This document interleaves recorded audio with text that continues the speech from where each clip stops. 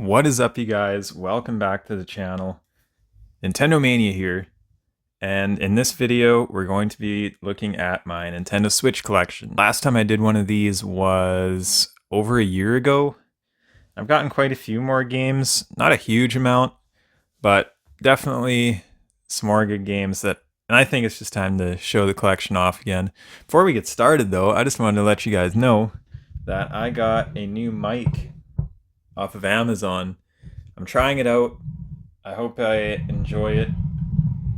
It seems cool so far. It's an Audio-Technica AT2020 USB. So this is actually plugged directly into my phone, and it's actually powered by my phone. So that's really sweet. Let's take a look at these games. They're in alphabetical order. We got Bayonetta starting it off. Really good. This was a game that was previously on the Switch digitally, but they released it physically. I believe it was last October or something like that, and I had to pick it up. I did finish it. It's really good. Now I am missing Bayonetta 2, unfortunately, on the Switch. I do have it on the Wii U, but I am missing it on the Switch.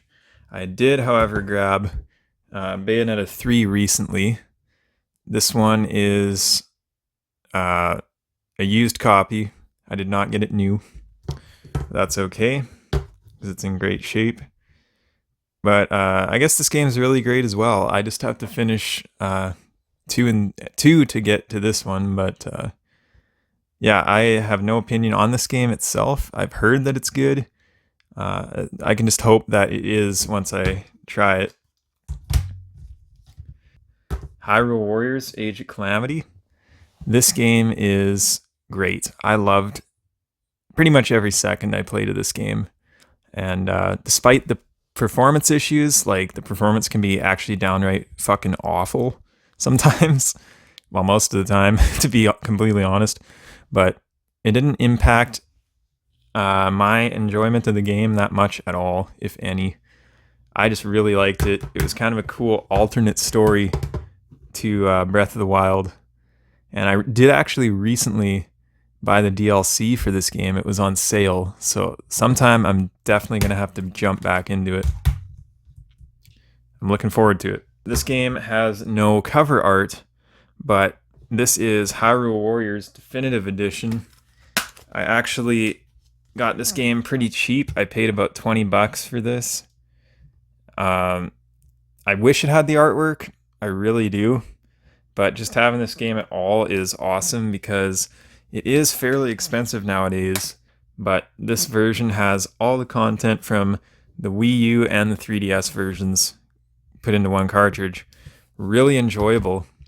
I wasn't into the Warriors games at all, really, until this one. For some reason, this one got me kickstarted on Hyrule Warriors. Next, Kirby and the Forgotten Land. This game was one of the first Kirby games where I actually could not put it down. I've enjoyed Kirby in the past, but it never really set that hook that made me want to keep playing and playing and playing. Now, I didn't quite 100% this game. I still have that special world to do, which really I should go back and do that.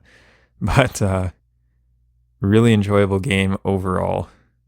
And definitely worth a look, especially if you like 3D platformers like Super Mario Odyssey. Do not sleep on Kirby and the Forgotten Land. Next, I got Luigis Mansion 3. I got this game very cheap as well. I think I paid $25 for it, something like that. But anyways, definitely one of the best in the series. I can't even really tell you guys my favorite one in the series because they're all so good. But a lot of people hate on Dark Moon. I think that one might even be possibly my favorite. I'm really glad they're doing a remake, by the way, of that game. But Luigi's Mansion 3, absolutely fantastic, and definitely one of the best looking Switch games. They really knew how to squeeze the visuals out of the Switch on this game. Very well done. Who was it made by again? Was it Platinum? I forget who makes Luigi's Mansion. Why am I drawing a blank there? Anyways, next, the game that has sold like 60 plus million copies across the Switch and Wii U that just doesn't stop selling and is the sole reason we have not gotten another Mario Kart in 10 years. Mario Kart 8 Deluxe. Speaking of which, we're about to get Wave 5 on Wednesday of this week, so that is very exciting. I can't wait to get going on that when that does drop. But the back, really good game. I don't know. I've played it for 10 years almost, and I'm still not tired of it somehow. I am really happy though that they are doing these DLC waves because it really keeps it fresh. I'm not expecting another Mario Kart for, I want to say, a few years yet. It'll be well into the next gen cycle before we see another Mario Kart game. Next up, Mario and Ravid Sparks of Hope. This is one that I got for half price on Black Friday last year, and it's still sealed. I have not opened it up yet. I've heard good things. I've heard really good things about this game. Yeah, I gotta play it. That's all I can say is I have to play this game. It's just finding the time. With all these new games coming out, it's really hard to go back and play other stuff, if you know what I mean. Just that backlog keeps growing, but definitely want to play this. One interesting thing about this game, one of the guys at Ubisoft was saying that they wished they would have held off on this game until the next gen console, which is kind of an interesting little bit of information there. It's like, how close is said console? I want to say 2025 myself, but next up for games, we got Metroid Dread. Very highly anticipated game for me back in 2021, and probably my game of the year 2021. I loved it. I 100%ed it. It is absolute joy to play. It is an absolute joy to play. It's one of the most fun and fast-paced 2D, I guess you could say Metroidvania, even though it literally is Metroid. One of the best in that genre. Very, very, very fun, and I hope we get another 2D Metroid sometime. Might as well show these two, because when am I going to ever show these again? These little pins that came with the game at GameStop, I want to say it was. It was a promotion for pre-ordering. I bought these off eBay separately, but just wanted to show them off. They're kind of cool. Next, another Metroid, and I can't believe we have it still. It's really awesome. Metroid Prime Remastered. Now, this was an interesting turn for Nintendo and the GameCube games in general on the Switch. So this is a big boy remaster. This isn't no up-res and done. This is a full-on graphical overhaul. It's amazing. I still haven't finished it on the Switch, but I have beat Metroid Prime before. Just a really great example of how the Switch can still produce a very good looking game. And a game that can play this well after 20 years is definitely a staple classic. So if you haven't picked this one up, definitely do so. We got the Japanese cover inside as well. But yeah, this one definitely kind of kickstarted what I want to call a GameCube renaissance, because now we're seeing the likes of Pikmin 1 and 2 shadow dropping in a direct. This shadow dropped in a direct with a physical release after, much like Pikmin 2 will have a physical release. So yeah, interesting. I hope we get more GameCube remasters like this and Pikmin in the future. Next up, Paper Mario, the Origami King. Another one I have yet to play. For Paper Mario, I've finished the original, and that's the only Paper Mario I've ever actually rolled credits on. I used to have 1,000 Year Door. I should have completed it when I had it, but I never did. Oh, no, that's a lie. I actually finished Color Splash as well on the Wii U. Love that game. This one, I want to love it so badly. I really do. But That battle system though, I don't know. I can't get used to it. I don't know what it is. It's weird. It's weird, and I don't know if I enjoy it. Maybe I have to give it another chance. I might follow, like, I don't know, I'll follow Abdallah's playthrough of it or something. Next up, a game that I'm playing through right now, actually, Pikmin 3 Deluxe. Really amazing game. This was the first full-on Pikmin game I ever completed. Back in 2021, I bought it off Amazon for half price, just, I kind of want to try this game out, and I ended up loving it. So, yeah, a couple years later, here we are, like a week away, just over a week away from Pikmin 4. I don't know if I'll finish this game before 4, but I definitely wanted to play some of it, which I have done. Very excited for Pikmin 4, by the way. Let's go. It's a Pikmin renaissance right now, really. Next, a game that completely surprised me, and one that I actually really, really loved, was Pokemon Legends Arceus. This one is a very different take on Pokemon, and something I wish they actually would have done more with in the next game I'm about to show you. I wish they would have implemented the mechanics from this into that game, is what I'm saying. But in this one, you have full control over catching Pokemon in real time. It's really great. You can catch them just by throwing the Pokeball at them, or you can battle them and catch them the traditional way. Either way, great game. I loved it. Definitely recommended, especially for newer Pokemon players. I think they'll find this very approachable because it's not like that turn-based RPG exclusively. You can play it that way, but you can also play it more like an open world action kind of game. Really enjoyable. I hope we get another Legends game. I hope it becomes a series. Okay, this game is one I wish they would have taken some more cues from Arceus and added in. In this game, you're back to that traditional wear down your enemy until you're able to catch them, which isn't inherently a bad thing, but I kind of wish that it was an option just to catch the Pokemon out in the wild without initiating a battle. And I still enjoyed this game. I really liked it. I put 65 hours into it or something like that. So I did not dislike this game. I just wish they would have done some stuff better. The open world was really good. Performance, bad. Really bad performance. And they still haven't patched it, which is insane. But with the DLC coming out later this year, I'm kind of interested to pick this game back up. I will probably grab that DLC. Next up is Pokemon Shield. This game is still sealed. The reason I have it, one of the only reasons I actually have this game right now, is because one morning on Amazon I was looking around and I seen this game was like 65 something % off, something like that. Crazy for a first party Nintendo game, or a Nintendo published game I should say.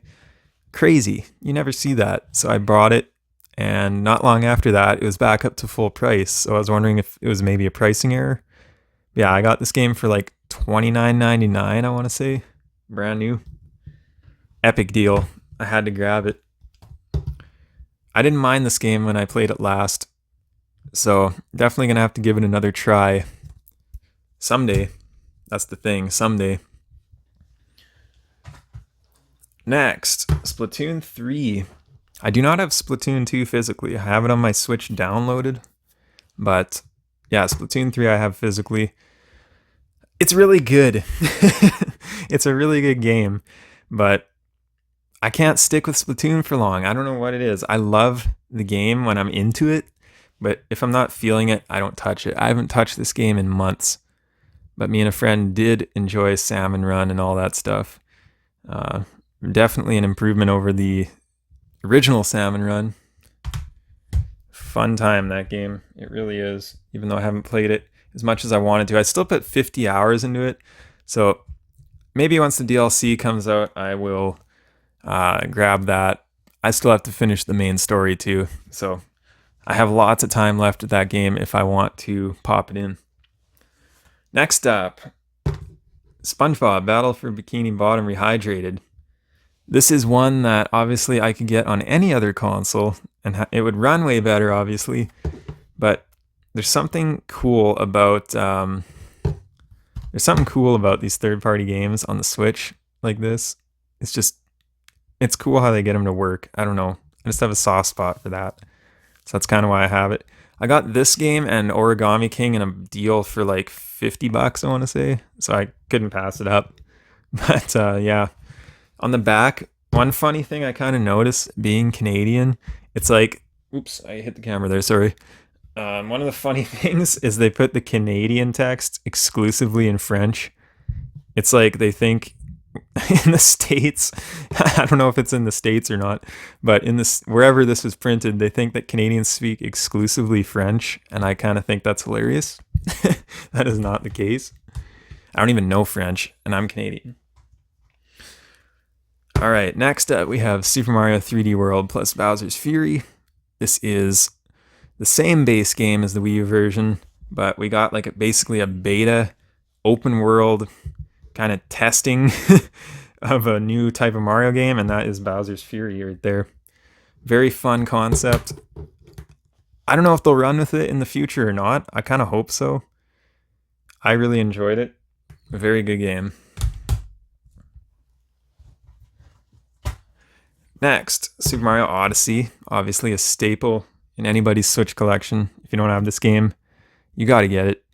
It's one of the best 3D Mario games out there. Next, Super Smash Bros. Ultimate. I'm not a big Smash Bros. Guy. Like, I haven't touched this game in a long time. I'm not even that good at Smash Bros. But holding it in my hands right now, I kind of feel the pull to, maybe pop it in and get on some matches and maybe try to brush up some skills. But no promises on that, because with everything else I have to play, I'm pretty busy. But someday I will get back into this. And obviously, this cover art is gorgeous. I can never get over how good this hand-drawn looking cover art is. Beautiful. Alright, getting down into the last few games here. Here we got Legend of Zelda Breath of the Wild. Obviously the precursor to Tears of the Kingdom. I put hundreds of hours into this game and I absolutely loved it. Best-selling Zelda still. I don't know, I don't want to mess up my alphabetical order, so I guess I'm going to keep stacking them up here. Maybe I'll just do this. There. Next, we got A Link's Awakening. Definitely a very cute game. I liked it. It was my first time actually completing the game. I actually thought it was kind of cryptic, to be honest. I had to look up a couple guys. Oh no, my light went out. Just one sec here. Anyways, basically, I like Link's Awakening. It was a great game. Down to the final two here. Legend of Zelda Skyward Sword HD. So, just the fact that we got this on the Switch means we have to see Wind Waker and Twilight Princess someday. I'm still holding out hope for that. I hope we see them because they're doing so many ports, it seems like now, because the Switch is obviously getting to the end of its life. But definitely Skyward Sword was a great game. I liked it better than the Wii version. I think this game when it launched, it wasn't received as well as it should have been.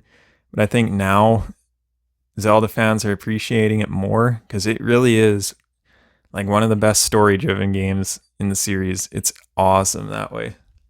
Little linear though. And the final game we got, and the final game alphabetically, and the newest that I have, is The Legend of Zelda Tears of the Kingdom. I'm 130 hours into this game, and I'm just now coming up on the final boss. I think I might actually do that tonight, and then just go back in and keep doing side quests. I'm loving this game myself. If I had one criticism though, one serious criticism, it would be that the dungeons still aren't quite what they could be.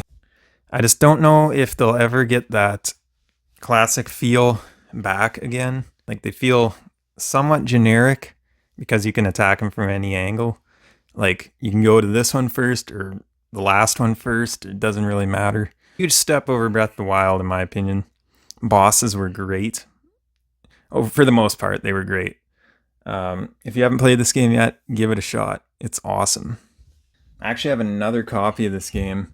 It's the same exact thing, except it says not for resale on the back. And that's because it came with my Tears of the Kingdom Special Edition, which you can check out the video on that. I'll have a card up right here and a link in the description, hopefully, if I remember. And it came with a few extras. If you want to see them, go check that out. But yeah, that is my Switch game collection as of right now in 2023. It'll be gaining another game in a week and a half or so when Pikmin 4 comes out. I'm going to try to enjoy that game as much as possible because the Pikmin fan base has been deprived for a long time, and now we're finally starting to eat good. I say we. I'm a new Pikmin fan. I haven't experienced the 10-year drought like some people have. Thank you guys so much for watching this video. Remember to like if you did enjoy, and subscribe as well if you haven't already. And I will see you in the next video. Goodbye.